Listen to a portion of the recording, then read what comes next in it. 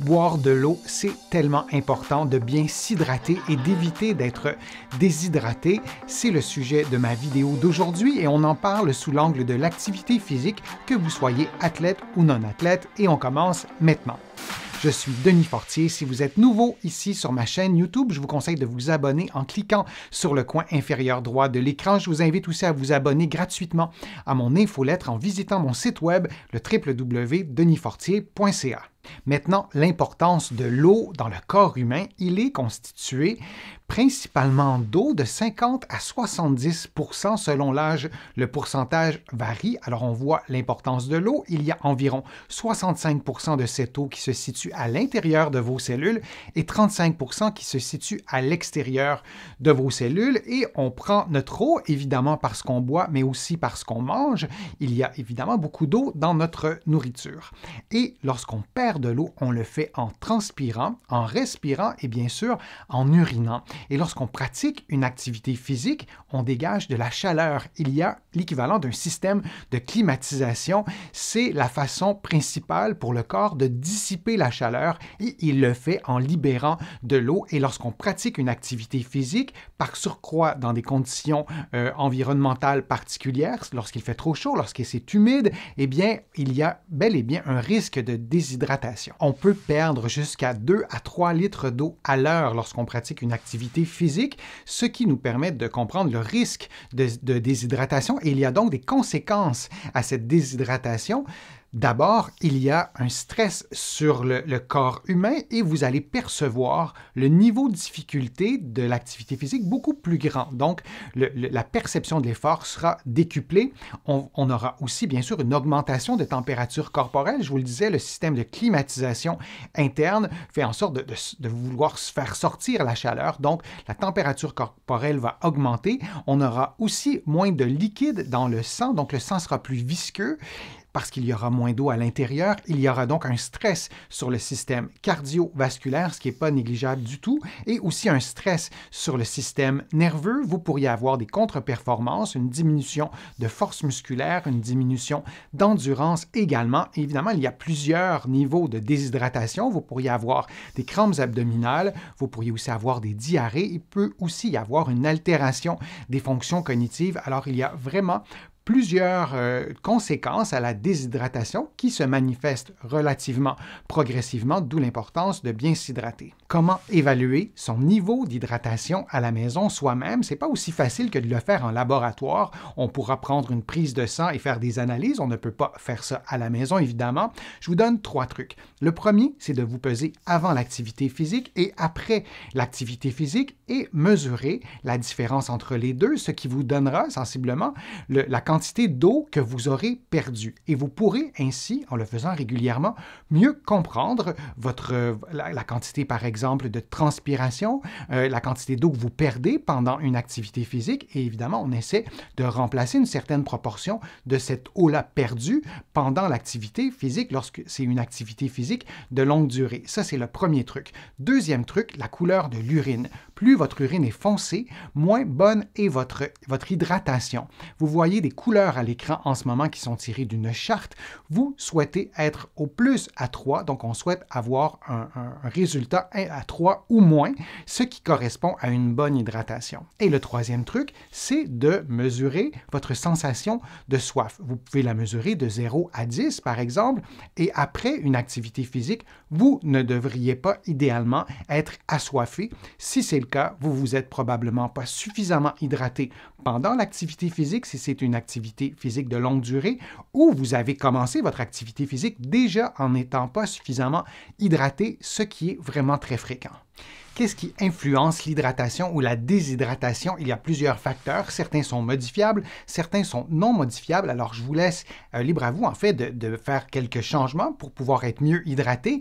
Le premier critère, évidemment, c'est la durée et l'intensité de l'activité physique. Plus ces deux données sont élevées, plus vous allez perdre de l'eau et donc plus vous avez à consommer de l'eau, à prendre de l'eau durant votre activité physique. Deuxième critère, le type d'activité physique. Il y a des activités qui sont beaucoup plus prévisibles en termes d'intensité. Par exemple, si vous faites de la course à pied ou du vélo, c'est un peu plus prévisible. Si vous jouez au soccer ou au hockey, bien évidemment, c'est un peu difficile de prévoir le niveau d'intensité de l'activité physique. Alors, on doit tenir compte de la durée et s'assurer de bien s'hydrater tout au long de la durée de l'activité. Les conditions environnementales, c'est aussi un élément majeur qui est non modifiable. Les environnements les plus favorables sont un air frais, bien sûr, lorsqu'il y a une petite brise et lorsque le temps est sec. Et à l'inverse, les conditions les plus défavorables, évidemment lorsqu'il fait chaud, lorsque le temps est humide, lorsqu'il n'y a pas de vent et lorsque vous êtes exposé directement aux rayons du soleil. Une autre composante absolument fondamentale dans l'hydratation, ce sont les vêtements ou l'équipement que vous portez durant votre activité physique. Par exemple, vous devez idéalement avoir des vêtements qui sont perméables à la transpiration pour que ce système de climatisation fonctionne bien et puisse dissiper la chaleur. Et pensez aussi à la crème solaire. On l'oublie souvent. Si vous avez une crème solaire qui est imperméable, probablement que la transpiration ne passera pas très bien au travers de cette crème-là et vous aurez encore une fois un moins bon fonctionnement de votre système de climatisation intérieure pour dissiper la chaleur. Il y a aussi beaucoup d'autres éléments, par exemple votre poids, votre acclimatation à la chaleur. À la première période de chaleur, on est souvent beaucoup moins performant qu'après quelques semaines de température plus élevée. Le corps a eu la chance de s'adapter. Il y a aussi des paramètres génétiques. Il y a aussi l'altitude. Plus on est en altitude, plus on a tendance à perdre de l'eau et des électrolytes. Maintenant, quoi faire pendant l'activité physique pour rester bien hydraté? Méfiez-vous de la soif pendant l'activité physique. Lorsque vous commencez à avoir soif, parfois, il est un peu trop tard pour s'hydrater. En fait, idéalement, il aurait fallu commencer à vous hydrater avant. Il y a un certain décalage, alors ne vous fiez pas uniquement à la sensation de soif. Je vais vous donner quelques chiffres, libre à vous d'utiliser ceux que vous préférez. Vous pourriez vous dire que vous tentez de combler 80% de la perte d'eau durant l'activité physique. Vous aurez peut-être pesé avant et après vos activités physiques, vous aurez une idée de la quantité d'eau que vous perdez. Alors, essayez de combler ce volume d'eau environ à 80%. Vous pourriez aussi voir ça autrement et vous dire que vous voulez limiter la perte d'eau à environ 2 ou maximum 3% de votre poids. Si vous pesez 70 kg, vous souhaitez perdre au maximum entre 1,5 et 2 litres d'eau. Si on veut simplifier les choses, vous pourriez également vous dire que vous allez prendre entre 150 et 200 ml d'eau chaque 10 à 20 minutes pendant votre activité physique.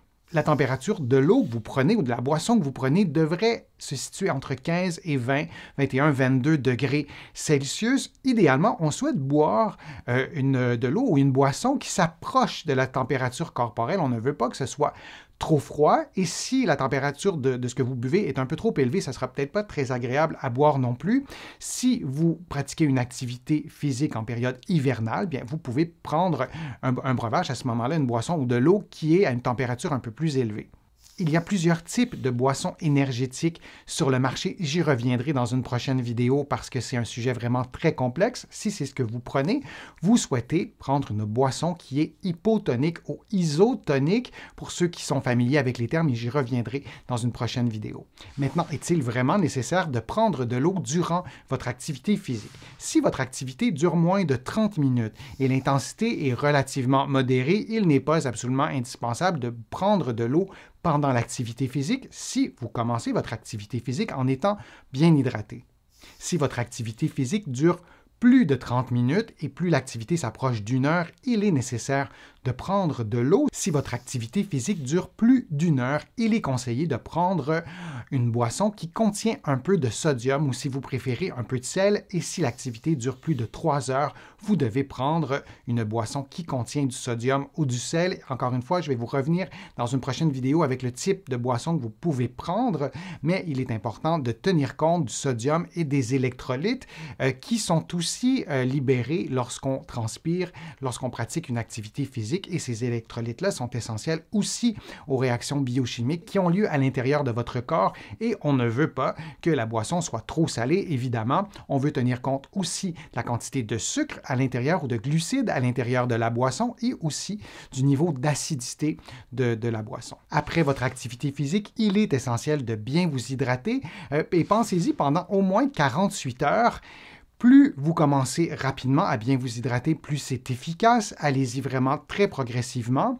Et on veut aussi, idéalement, si vous pratiquez une activité de longue durée, avoir une boisson qui est conçue spécialement pour ça. Et souvent, ces boissons sont plus efficaces parce on ne veut pas uniquement prendre de l'eau et ensuite l'évacuer en urinant. On veut que cette eau-là soit absorbée par le corps. On veut que l'eau soit non seulement à l'extérieur des cellules, mais aussi à l'intérieur des cellules. Je vous le disais au début de la vidéo, ça compte pour 65% de la totalité de l'eau à l'intérieur de votre corps. Alors, on veut que l'eau soit bien absorbée. Et lorsqu'on est déshydraté, c'est un peu plus complexe d'absorber l'eau. Alors, il y a des boissons qui sont conçues expressément pour ça. Ça peut être particulièrement efficace, mais si on veut y aller simplement, assurez-vous de boire après l'activité physique. Portez-vous une attention particulière à l'hydratation pendant l'activité physique ou c'est plutôt l'inverse, vous n'étiez pas sensibilisé à ça? Quels sont vos trucs? J'aimerais vraiment vous lire. Il y a d'autres internautes qui vont vous lire aussi, qui vont pouvoir apprendre de votre expérience. Donc, n'hésitez pas à commenter le fil de discussion. J'espère que ma vidéo vous a plu. Si c'est le cas, je vous invite à cliquer j'aime, à la partager sur vos réseaux sociaux et à la commenter. Vous le savez, ça me donne plus de visibilité. Ça m'aide à produire de nouveaux contenus. Vous allez aussi trouver beaucoup d'informations sur mon site web, le www.denisfortier.ca, et il y a aussi beaucoup d'autres informations dans mes livres qui sont disponibles partout au Canada, en librairie et sur le web. J'ai le privilège d'être publié à travers le monde, notamment en France. Vous allez trouver les liens dans la description de cette vidéo-ci. Je suis Denis Fortier. Je vous remercie beaucoup. À bientôt.